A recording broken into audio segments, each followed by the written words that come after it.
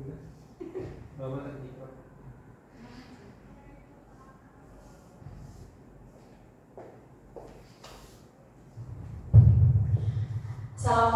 warahmatullahi wabarakatuh. Selamat siang Bapak Ibu. Baik, di sini saya Siti Miftahul Mubasyirah dari SMA 15 akan melakukan pembahasan. Jadi saya dengan Pak Amil waktu bulan September itu kita dipanggil untuk datang ke P4OP di Pulau. Jadi kita diberikan materi tentang modul guru penggerak. Saya sih udah daftar juga guru penggerak angkatan 11 tapi belum ada pengumuman. Doakan ya Bapak Ibu. Baik, saya akan coba melakukan pembahasan mengenai budaya positif. Yaitu yang saya ambil adalah segitiga restitusi. Ya, apa sih restitusi itu? Restitusi adalah proses menciptakan kondisi bagi murid untuk memperbaiki kesalahan mereka. Kan banyak ya siswa-siswi kita yang notabene kan anak priok, pasti banyak melakukan kesalahan. Jadi mereka bisa kembali kepada kelompok mereka dengan karakter yang lebih kuat. Kemudian restitusi juga merupakan proses kolaboratif yang mengajarkan murid untuk mencari solusi untuk masalah mereka. Jadi yang memberikan solusi itu bukan dari kita, tapi mereka sendiri yang menyadarkan saya harus melakukan ini. Gitu. Kemudian membantu juga murid dalam berpikir tentang dia mau jadi seperti apa, terus bagaimana mereka harus memperlakukan orang lain. Ini menurut dosen tahun 2004. Kemudian kita lanjut ke ada 9 ciri-ciri restitusi. Yang pertama, bukan menebus kesalahan, melainkan untuk belajar dari kesalahan. Ya, jadi kita pribadi sendiri itu belajar dari kesalahan. Manusia pasti pernah salah, mungkin nggak pernah salah gitu ya. Yang nggak pernah salah itu Allah, malaikat gitu ya. Kalau manusia pasti banyak tempatnya salah. Kemudian memperbaiki hubungan. Terus kita akan memberikan tawaran, bukan sebuah paksaan. Kamu harus begini, kamu harus begitu, enggak, gitu ya. Terus restitusi juga menuntut untuk melihat ke dalam diri sendiri, dia itu seperti apa, gitu ya. Kemudian juga restitusi mencari kebutuhan dasar yang mendasari tindakan. Restitusi diri adalah cara yang paling baik. Kemudian restitusi juga fokus pada karakter, bukan tindakan. Jadi kita lihat prosesnya, ya bagaimana fokusnya pada solusi. Solusi itu keluar dari diri dia sendiri, bukan kita yang memaksa dia. Kemudian juga mengembalikan murid yang berbuat salah pada kelompoknya, gitu. Ya, ini 9 ciri dari restitusi. Nah, ini kemarin juga udah dibahas ya sama Pak Agil gitu ya. Udah belum sih yang ini Pak Agil? Udah ya. Jadi apa sih bedanya hukuman sama konsekuensi? Berarti Bapak Ibu udah pada paham gitu ya apa yang membedakan. Oke, kita lanjut aja berarti karena sudah dibahas. Nah ini ada segitiga. Ada 3 hal yang akan kita lakukan. Yang pertama adalah menstabilkan identitasnya. Ya, kemudian dia punya validasi kebutuhan, kemudian yang terakhir menanyakan keyakinan.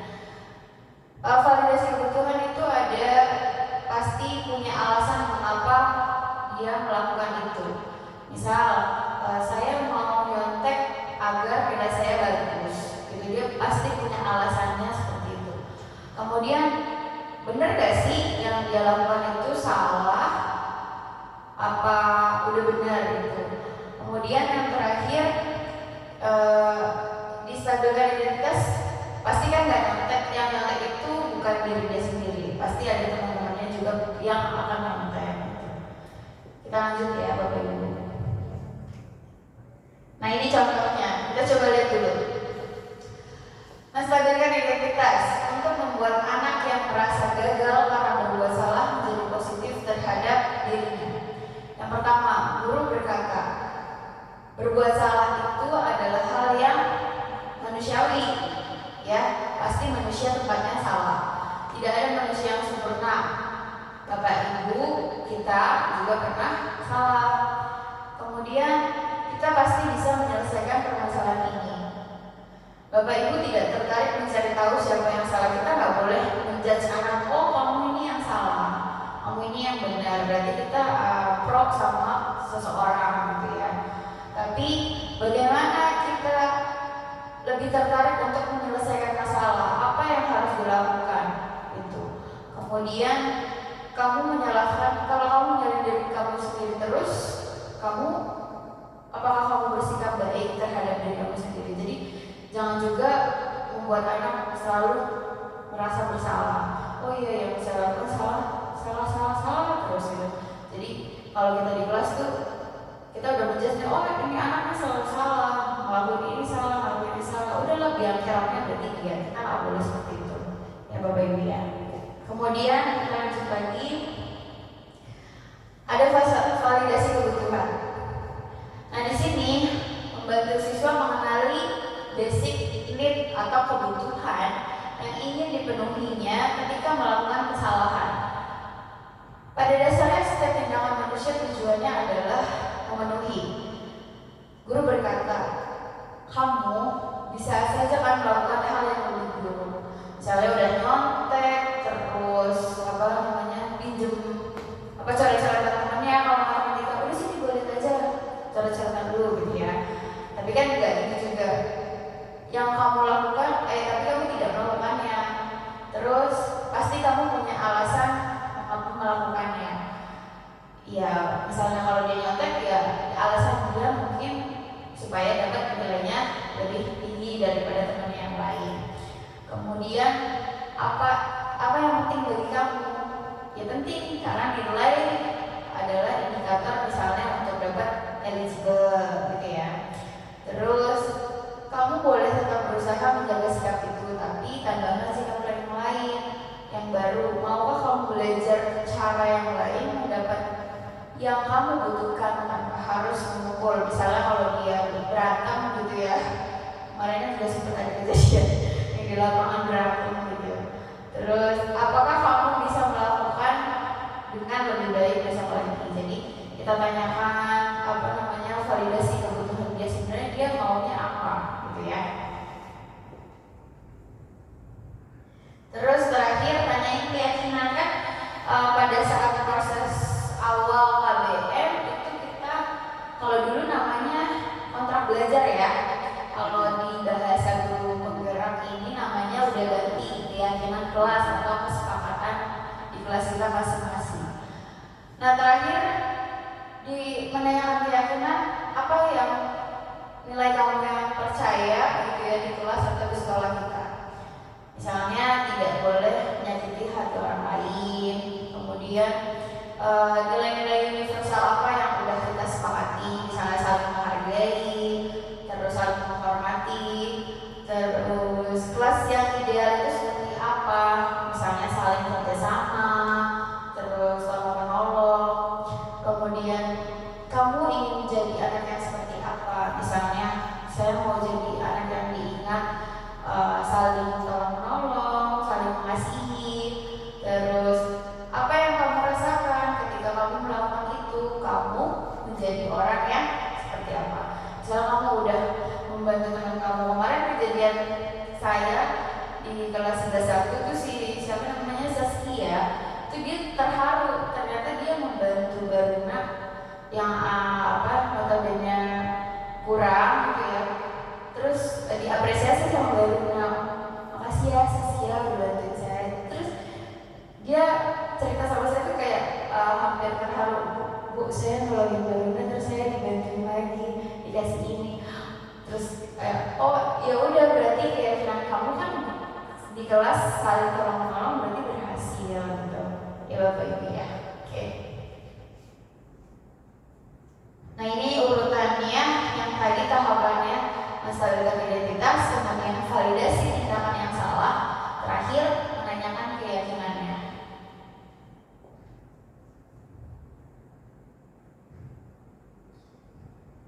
Udah bisa?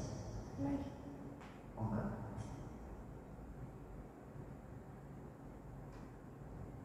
Kita mau lihat videonya dulu ya Bapak Ibu.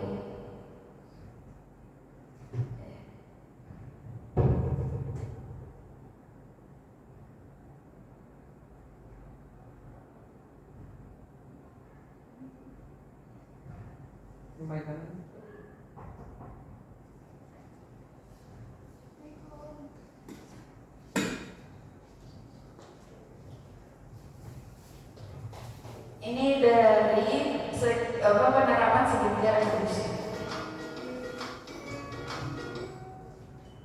Salam dan bahagia Ibu dan Bapak guru hebat.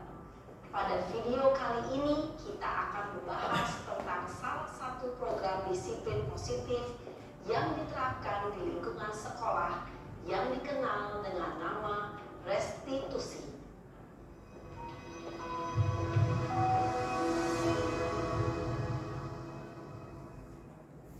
Restitusi dikembangkan oleh pakar pendidikan Diane Gosson, berlandaskan pada teori kontrol Dr. William Glasser. Segitiga restitusi adalah suatu proses dialog yang dijalankan oleh guru atau orang tua agar dapat menghasilkan murid yang mandiri dan bertanggung jawab. Pada saat guru di posisi manajer, aspek yang dikembangkan Kemarin mau dibahas ya Bapak Ibu yang posisi manajer yang videonya Naren. Kita sekarang bukan videonya Naren. Dan berkembang menjadi suatu kebiasaan positif yang akhirnya membentuk karakter murid. Proses dialog ini terdiri dari 3 langkah yang digambarkan pada ketiga sisi pada segitiga restitusi. Sisi pertama adalah menstabilkan identitas. Yang pertama menstabilkan identitas, kemudian validasi benar yang salah, kemudian ditanyakan keyakinan. Ibu dan Bapak guru, berikut ini akan ditunjukkan bagaimana seorang guru berada dalam posisi manajer menggunakan penerapan segitiga restitusi.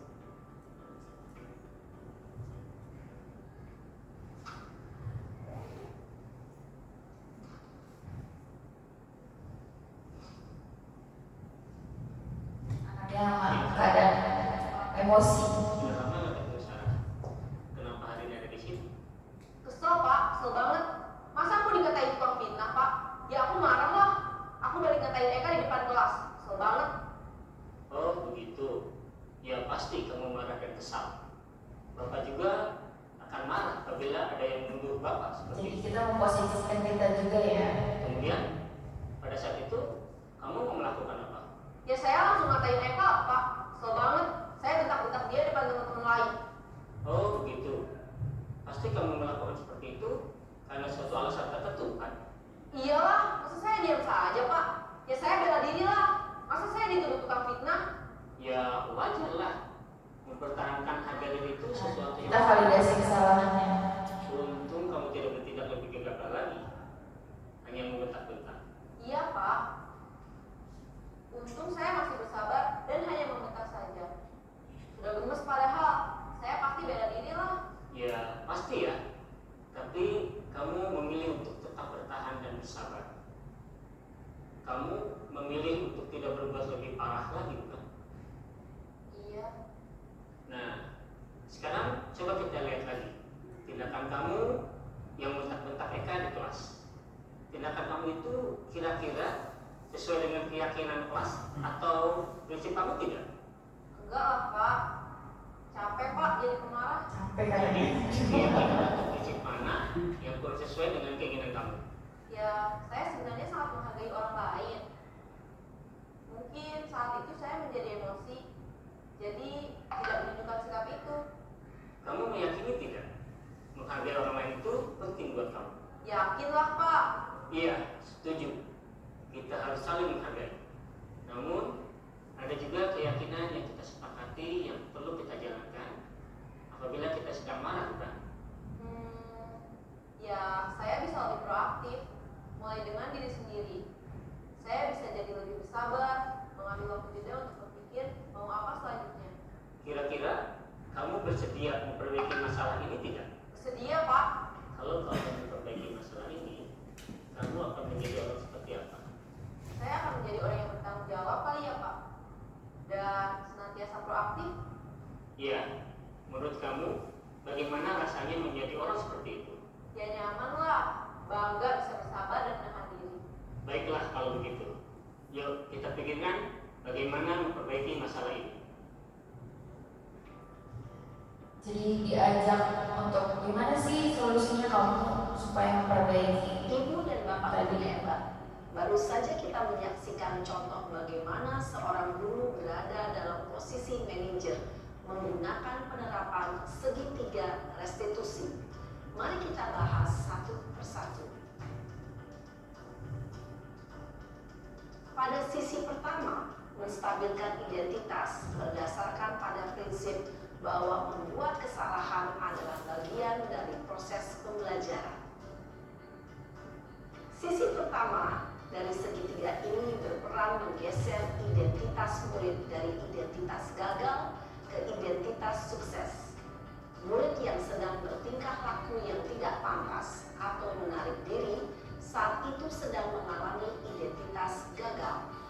Bila kita mengkritiknya, maka posisinya tidak akan berubah. Kita bisa mengajukan pernyataan-pernyataan ini. 1. Membuat kesalahan sesuatu yang wajar. 2. Manusia tidak ada yang sempurna. 3. Kita bisa memperbaiki masalah ini. 4. Saya tidak menanyakan kesalahannya. Saya lebih fokus bagaimana memperbaiki masalah ini. 5. Apakah saat ini kamu tengah menjadi orang yang baik untuk dirimu sendiri? Pada sisi kedua, validasi tindakan yang salah berlandaskan pada prinsip bahwa setiap perilaku berupaya memenuhi suatu kebutuhan tertentu. Guru yang telah memahami teori kontrol akan bergeser dari pemikiran stimulus respon menjadi proaktif dan mencoba untuk mengenali tujuan dari perilaku murid, mengenali dan mengakui kebutuhan murid ini dapat memperbaiki hubungan dengan murid tersebut. Pernyataan atau pertanyaan bisa disampaikan dengan nada suara tidak menghakimi atau memojokkan, sehingga dapat mengembalikan murid pada posisi positif. 1. Kamu bisa saja bertindak lebih gegabah lagi dari ini. 2. Kamu bukan melakukannya tanpa suatu alasan tertentu. 3. Kamu melakukannya karena mempertahankan sesuatu yang penting bagimu. 4. Mungkin kamu bisa mempelajari suatu perilaku baru yang lebih efektif. Bersediakah kamu mempelajarinya? Selanjutnya, kita akan simak sisi terakhir, yaitu menanyakan keyakinan. Teori kontrol menyatakan bahwa pada dasarnya kita termotivasi secara intrinsik. Pada saat perilaku yang salah telah divalidasi dan identitas sukses telah stabil, maka murid telah siap mengaitkan keyakinan-keyakinannya dengan tindakannya yang salah dan pemikirannya telah bergeser ingin menjadi orang yang dituju. Pertanyaan-pertanyaan ini dapat mengaitkan keyakinan-keyakinan yang dianut murid. 1. Sebagai keluarga atau kelas, apa yang kita yakini? 2. Nilai-nilai apa yang telah kita sepakati? 3. Seperti apa gambaran sebuah kelas yang ideal bagi kamu? 4. Kamu ingin menjadi orang seperti apa?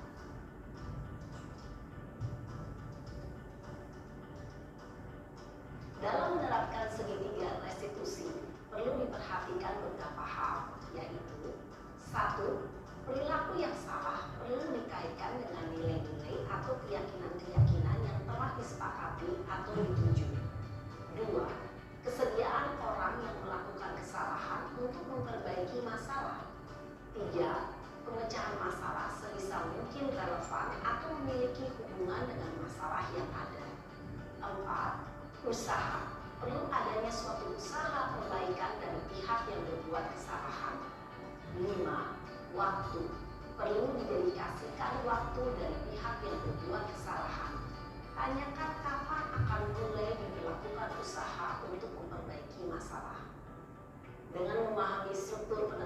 segitiga restitusi, diharapkan guru dapat menerapkan posisinya sebagai manajer dengan mengajukan pertanyaan-pertanyaan bermakna yang dapat membuat murid menjadi lebih percaya diri, bertanggung jawab, dan mandiri. Nah, ibu bapak guru perlu tidaknya mengikuti ketiga tahapan dalam segitiga restitusi bergantung pada ringan beratnya suatu permasalahan. Misalnya, bila permasalahan tersebut ringan, maka tidak perlu dijalankan secara berurutan. Bahkan bisa semudah menanyakan apa keyakinan yang kita sepakati. Dengan menjalankan segitiga restitusi, dengan mengajukan pertanyaan-pertanyaan bermakna, diharapkan murid menjadi lebih kuat secara pribadi, dapat membuka wawasan murid agar dapat menyelesaikan permasalahannya sendiri, semakin percaya diri, mandiri, dan merdeka. Salam dan bahagia, ibu bapak guru hebat. Itu tadi contoh penerapan dari segitiga restitusi ya, Bapak Ibu. Jadi posisi kita sebagai manajer ya. Kayak kemarin ada dalam proses kontrol dan paling terbaik adalah posisi manajer. Ada 3 tahapan langkah yang tadi dilakukan dalam segitiga restitusi. Oke, kita lanjut ke bagian ini.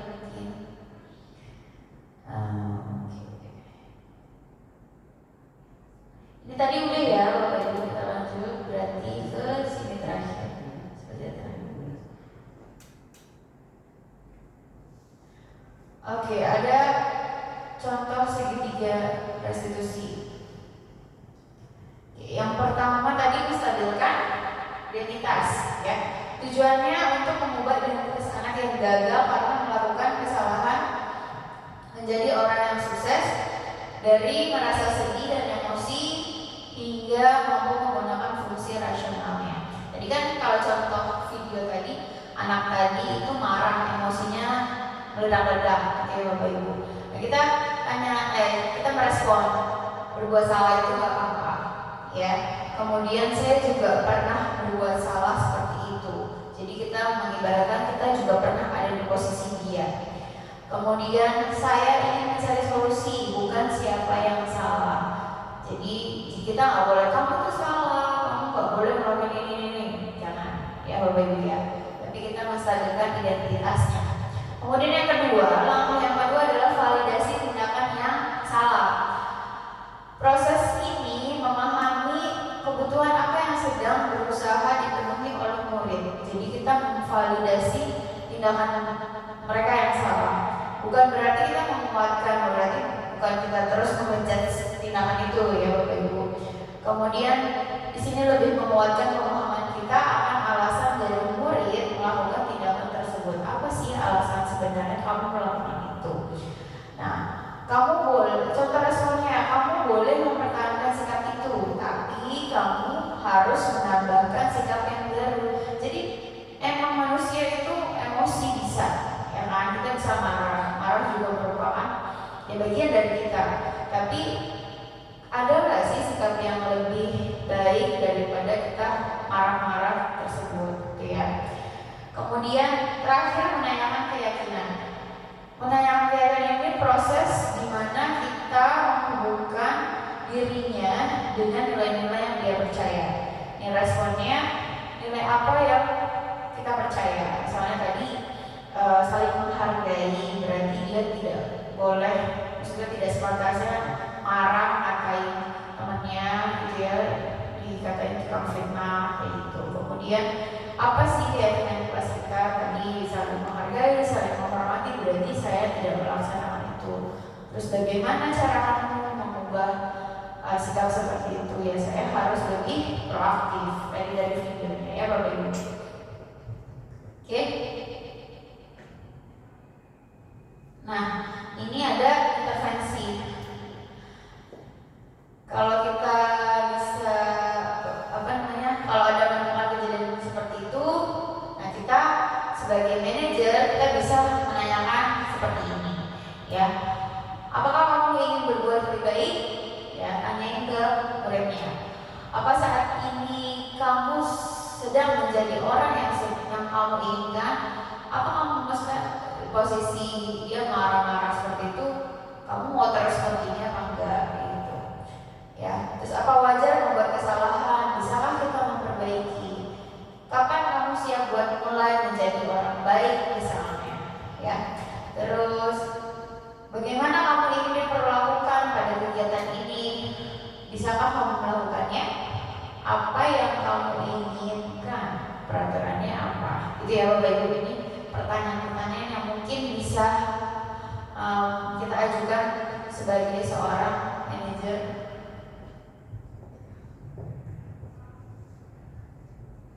Nah, udah terakhir nih Bapak Ibu. Bapak Ibu tadi udah saya jelasin.